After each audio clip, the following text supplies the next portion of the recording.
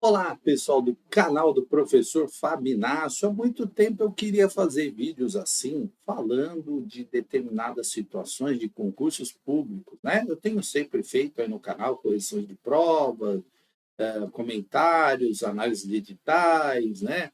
Autores pedagógicos, legislação, mas hoje eu vou falar de uma pergunta que muita gente tem.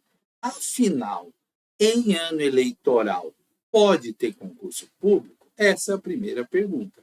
Segunda pergunta, pode contratar na eleição, durante o ano eleitoral? Como é que é isso? Como é que é a contratação? Eu fiz um concurso, eu posso ser chamado, não posso? Né? Quando começam as eleições, não pode mais chamar? Existe uma regra, e nós vamos ver, né? Até para que a gente aprenda e entenda e fale as coisas com propriedade. Eu sempre digo, gente, que a gente precisa falar as coisas com propriedade, precisa se apropriar das informações.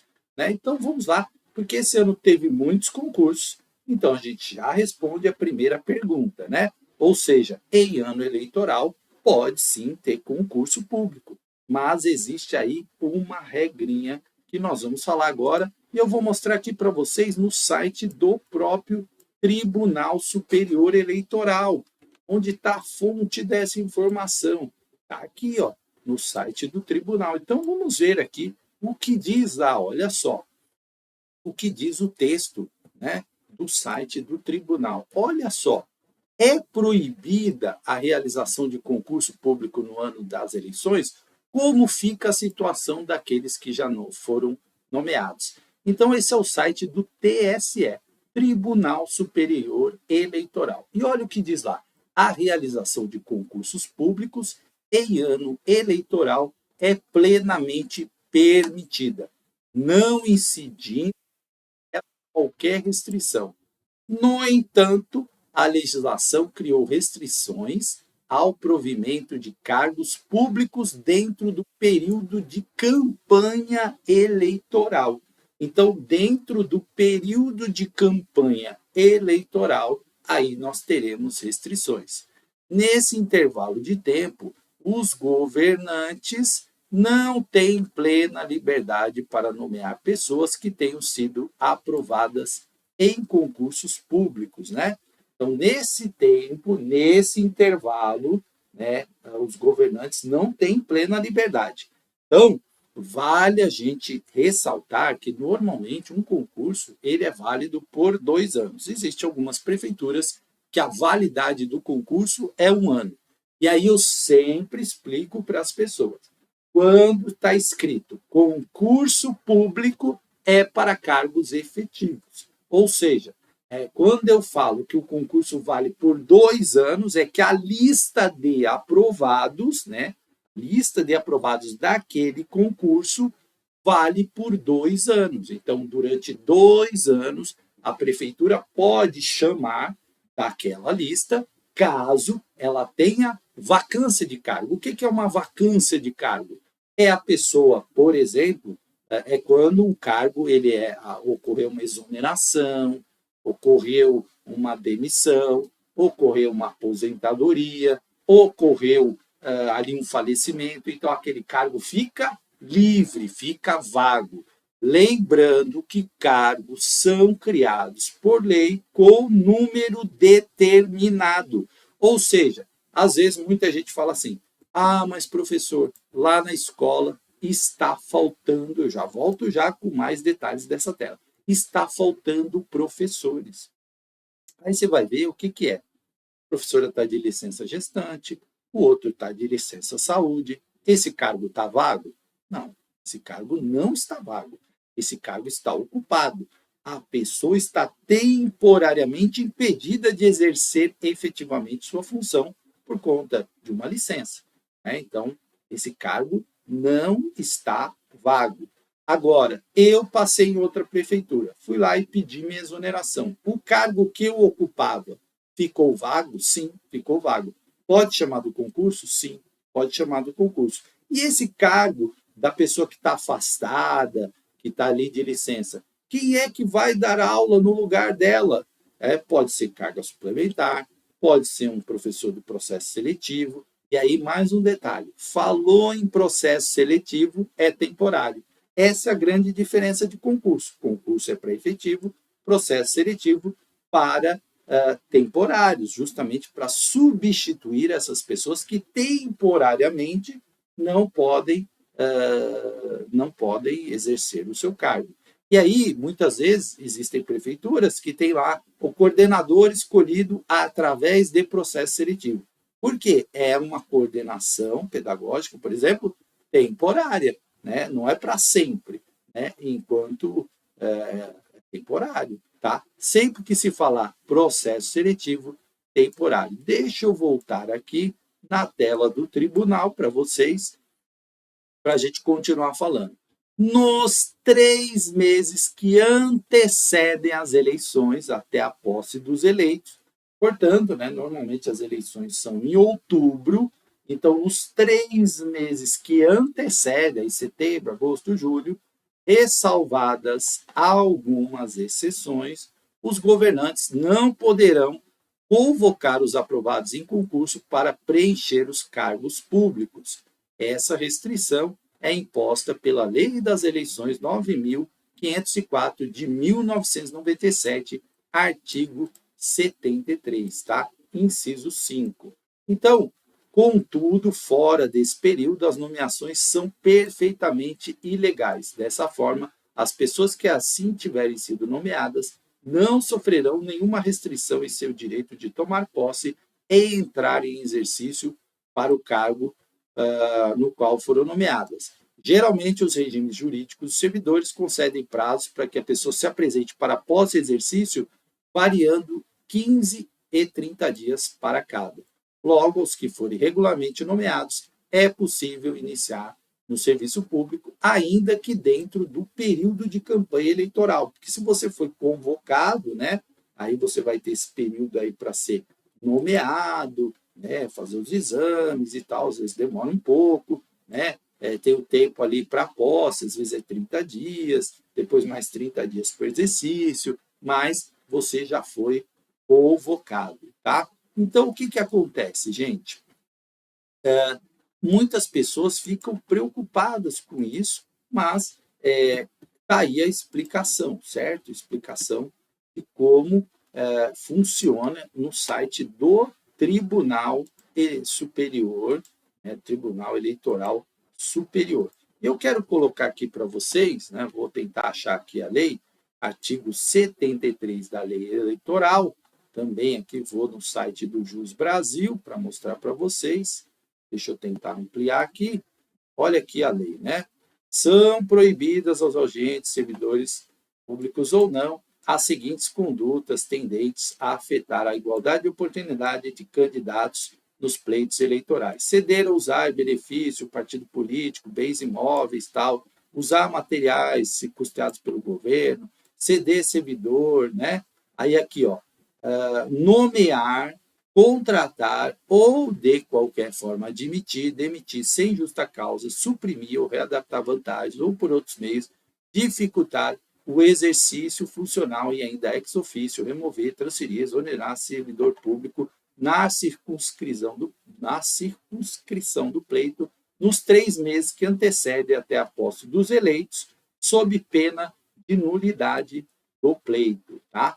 Então, olha aí a importância disso. Então, há nomeação e exoneração de cargos em comissão, designação ou função de confiança, nomeação para cargos do Poder Judiciário, Ministério Público, tribunais, nomeação dos aprovados em concurso público homologados até o início daquele prazo, né? Então, nos 3 meses que antecedem o pleito, inciso 6, aí aqui realizar transferências, né? Enfim.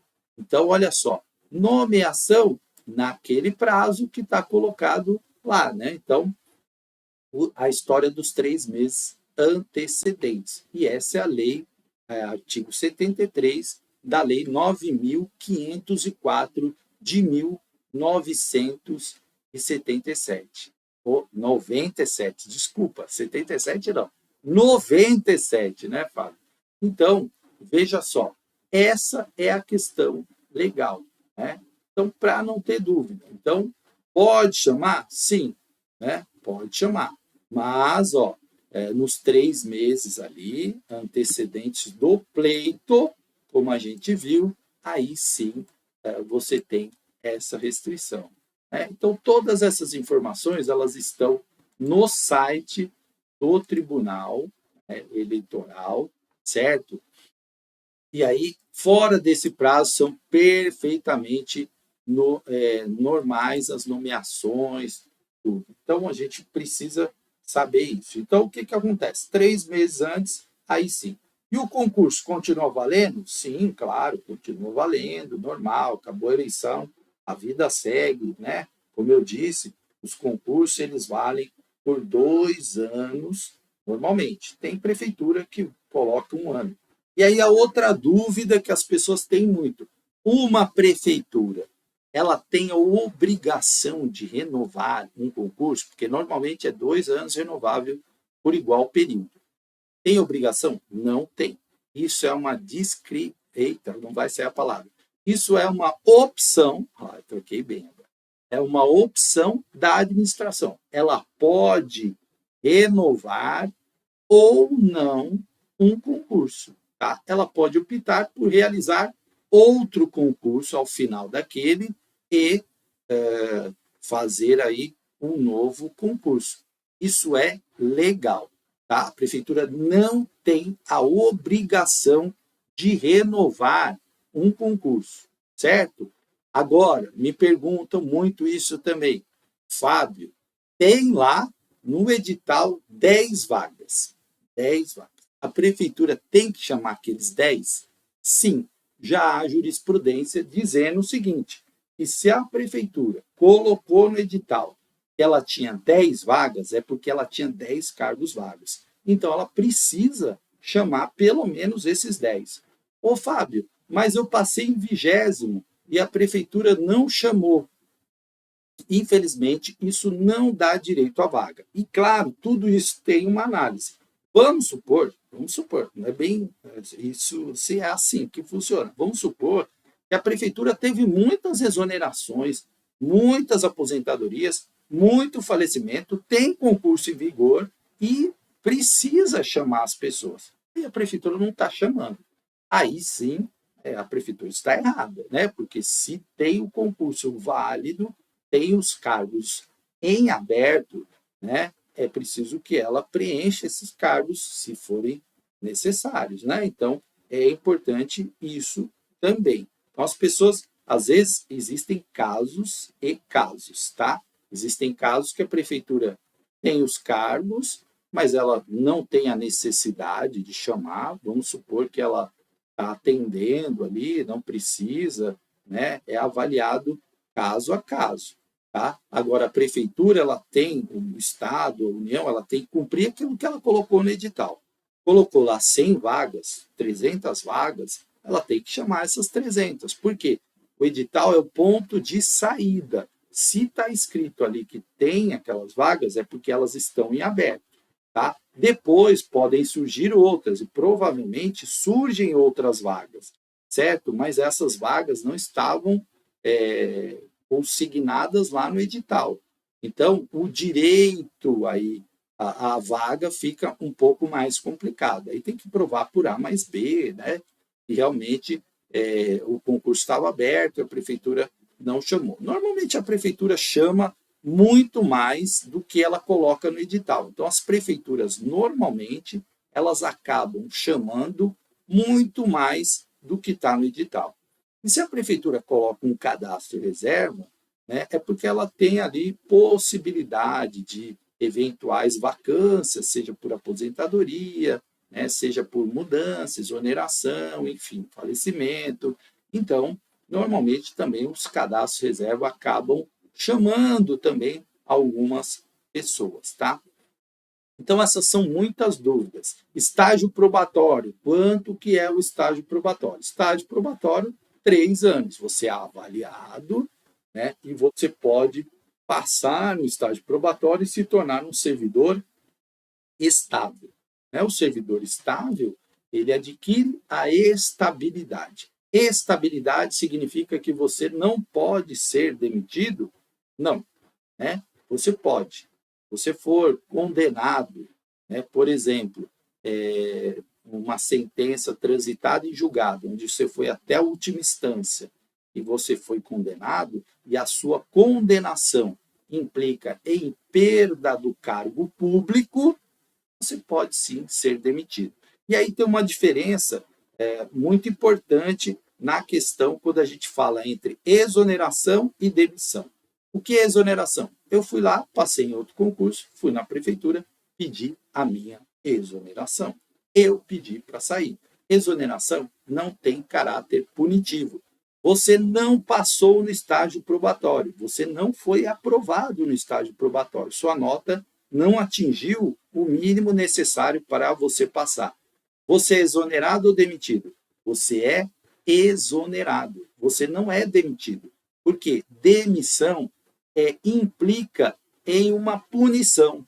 Você respondeu um processo administrativo porque você descumpriu de forma grave, né, algo da prefeitura, que estava no estatuto, que estava, né, ali nas leis da prefeitura. E aí você respondeu o processo administrativo, você tem que ter direito à ampla defesa, né, contraditório, tem que seguir todas as regras, certo? E aí você foi, no final do processo administrativo, as pessoas optaram pela sua demissão. Aí sim é demissão. E existe ainda a demissão a bem do serviço público. Essa é gravíssima. Significa que você cometeu um ato super grave, né? Tipo desvio de verba, algo assim, né? Ou agrediu alguém, tem que ser um negócio bastante grave. Aí isso tem implicações, inclusive, na sua vida futura de concurseiro. Você fica restrito, né? Aí não pode prestar determinados concursos. Enfim, é difícil um funcionário público estável ser demitido? Sim, sim, é muito difícil. Ocorre. Muitos funcionários demitidos recorrem à justiça e muitos ganham e acabam retornando. Quando eles retornam, a gente fala que eles foram reintegrados, né? E aí eu falo sempre nas minhas aulas, reintegrado. Reintegrado volta como rei, né? Porque recebe tudo que deixou de receber, inclusive as progressões e promoções, tá? Porque se ele prova na justiça que ele foi injustamente demitido, seja por uma perseguição, seja por qualquer coisa, ele volta, demora, obviamente, né? Porque vocês sabem que no Brasil, né, o sistema judiciário, ele é abarrotado de processos, a gente tem vários recursos, enfim, e aí é um pouco moroso às vezes, né, a coisa. Então, mas ele, se ele voltar, ele volta como reintegrado. Isso tem várias leis municipais, cai muito em concurso. Reintegração, ele tem direito à indenização. Então, ele vai ser indenizado, vai ganhar aquela grana, né? Enfim. Então, são questões aí importantes do funcionalismo público que as pessoas têm muita dúvida. Outra coisa também, eu posso alegar desconhecimento da lei? Por exemplo, aconteceu tal coisa, eu vou lá no meu processo de defesa e falo assim, olha, eu não sabia dessa lei. Não posso. Por quê? Está nos estatutos da maioria, né? Acho que todos, funcionalismo público, é um dever do funcionário público conhecer a lei, né? Então, a gente não pode alegar desconhecimento da lei, porque é um dever nosso conhecer a lei. Então, a gente tem que ter muito cuidado com isso, certo? E sempre estar atento às regras colocadas no estatuto, às nossas funções, né? Porque é importante isso. Certo, gente? Hoje eu fiz esse vídeo para dar uma esclarecida aí nesses pontos que estão sempre me perguntando. Sempre as pessoas estão trazendo essas dúvidas, essas perguntas, e isso é importante por quê? Porque é importante saber isso, porque isso cai em concurso. Muitas vezes isso cai em concurso, principalmente quando cobra legislação municipal, e é sempre interessante a gente conhecer a legislação e esses importantes meandros aí, né, que envolvem a carreira pública, tá bom? Grande abraço e até a próxima. Terá mais vídeos agora tirando dúvidas aí sobre o funcionalismo público e a carreira de servidor. Até mais.